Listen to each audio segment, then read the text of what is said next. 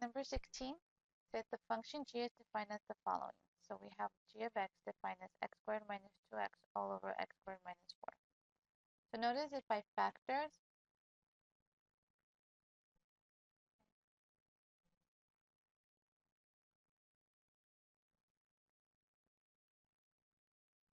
my negative 2's will cancel, and I have x over x plus 2.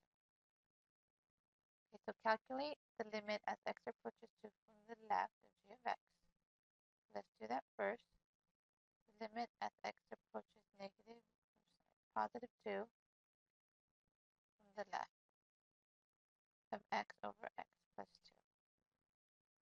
So notice that for this particular problem, after I factored it, it doesn't matter if I approach the limit from the left or from the right. It's going to be the same as, it's going to be equal to each other.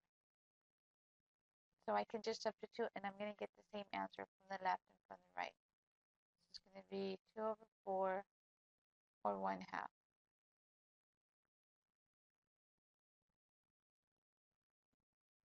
B says g of x is undefined at x equals negative 2 and x equals 2. The reason it's undefined is because my original function before I factored it has x squared minus 4. Okay. So if I substitute a 2, it'll be 2 squared minus 4, so that's going to give me a 0 in the denominator. And if I substitute negative 2, it's going to be negative 2 squared minus 4, so that's also going to give me a 0 in the denominator.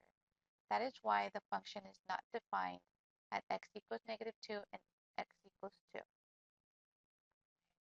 So they want an explanation of why limit of g of x as x goes to 2 exists, but the limit of g of x as x goes to negative 2 does not exist.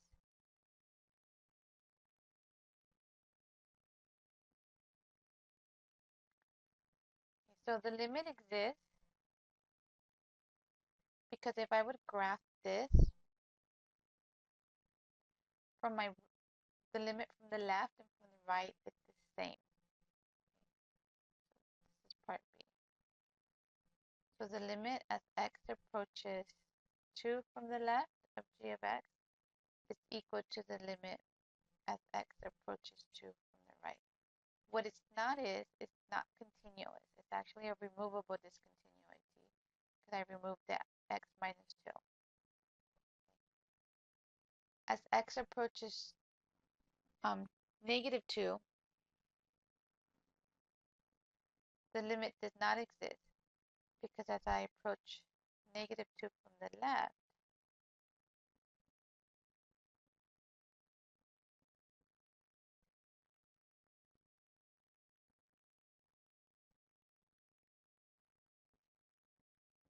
and if as I approach the limit as x approaches negative 2 from the right, they're not going to be equal to each other. One is going to be infinity and the other one's going to be negative infinity. It is actually a vertical asymptote.